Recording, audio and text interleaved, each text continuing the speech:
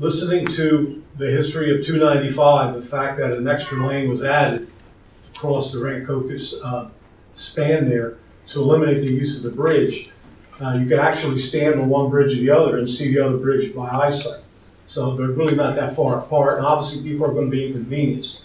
But I don't see anybody, any government level, even in Washington, where they waste billions of dollars, that would invest money in another vehicle bridge to match the 295 bridge and make it a little more convenient. The bridges are within eyesight, and typically when a major infrastructure like 295 is capable of handling local traffic, I would suspect that that is where the traffic should go.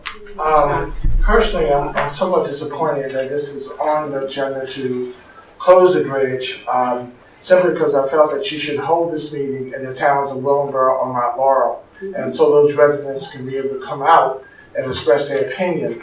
We've been going back over this since the bridge was closed about the study. So now the study is released tonight, you're voting on it and so forth.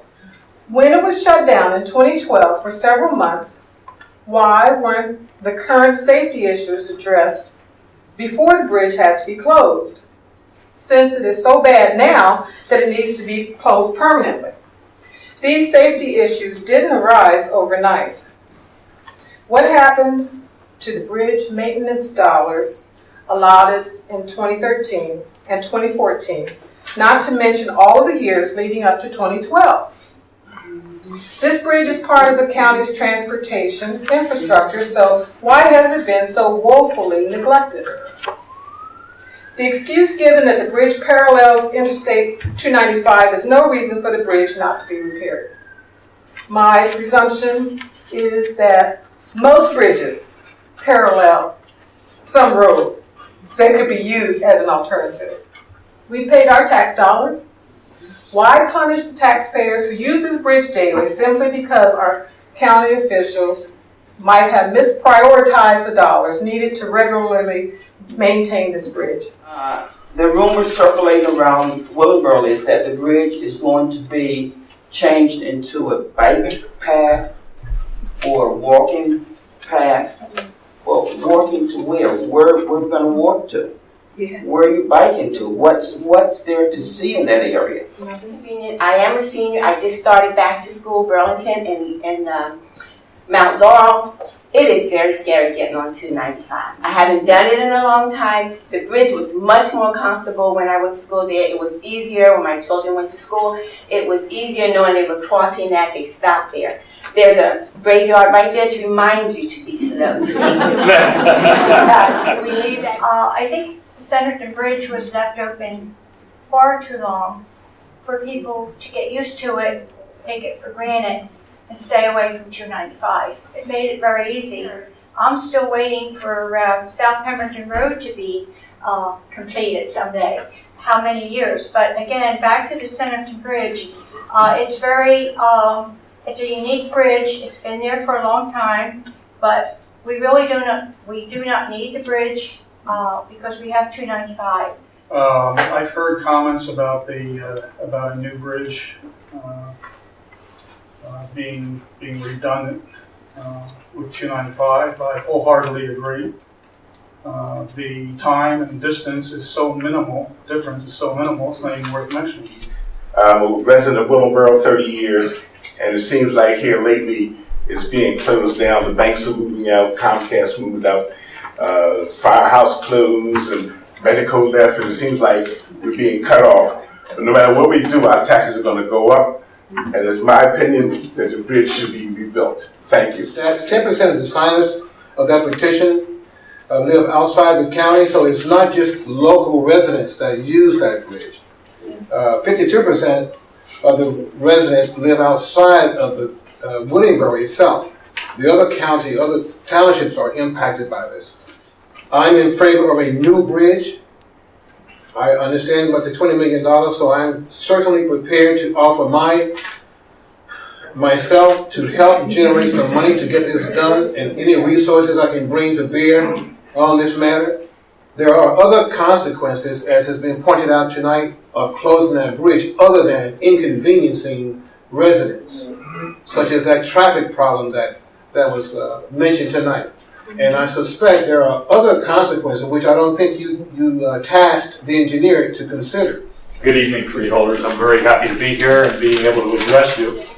I think we can forget about all this business about Costco and everybody else. Let's talk about a safety feature. You take that bridge, and how many accidents have we had on that bridge? I've been using that bridge for 40 years. Very few accidents occur on that bridge. People are very careful. You talk about getting on 295 now, you're talking about traffic moving at between 70 and 80 miles an hour, not 65 and not below. We have to think about all the seniors that are using that bridge, that they will not use 295, which automatically limits where they can go and how they can get there. I don't know where this is going to go. I don't know whether you people have already made your decision as to what you're going to do. But I think if you have, I think you all should reconsider and think about the people of the surrounding areas of this bridge. It has impacted her and other students at the Burlington County Community College by not having the Centerton Bridge. She mentioned she had to quit her job because as an 18-year-old, her parents don't allow her to drive on 295. So she had a job at Panera Bread, which she had to quit. It also makes her dependent on others to get her to school and home from school. I cannot even begin to tell you how many times we have used that bridge getting back and forth to the areas. And not just for going to Wegmans or Target or anything like that. It has been a necessary route and not a shortcut.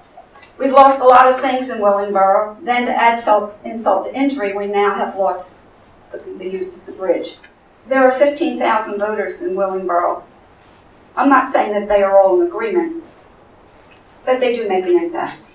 My mother is 81 years old, and as she's gotten older, driving fast is not something she wants to do, nor is she very comfortable with it. So the Centerton Bridge was not a road just for convenience. It was a major road of transportation for her and many of her friends who are of the same age.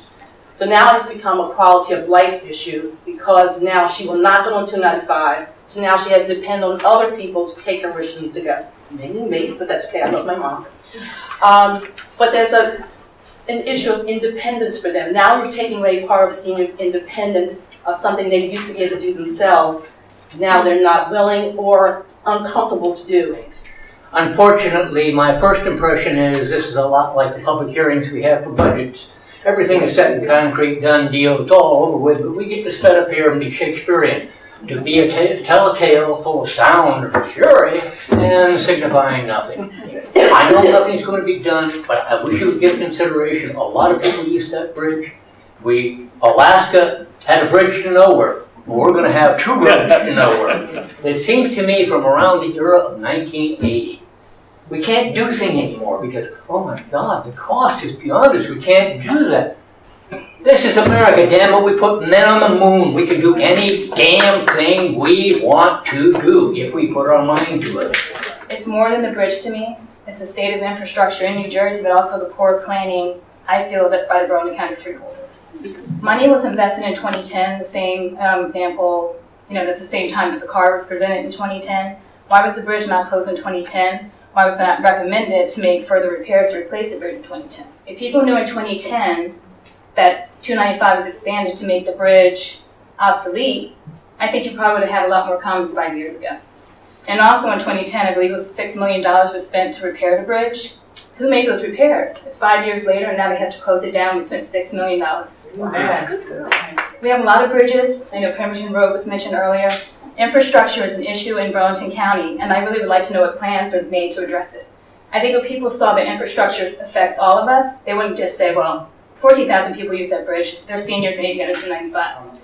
I heard about considering the opinions of people in the area. I asked you to consider the opinions and the impact to everyone in the county, as it is that you are a county board. I have fears. I have a lot of fears. We're talking right now, I think I heard $21 million in being less in the past. I'm sure as time goes on and more studies are done and more people are involved, that cost will increase. Especially with my oldest is 16, her friends are driving. I don't want my kid on 295. She's not driving long enough to go down that road. Centerton Road is something. Why wasn't the bridge better repaired for $6 million? Right. And 2 years later, well, where we are now. 5 years later. Well, All right. it doesn't matter. $6 million is a lot of money.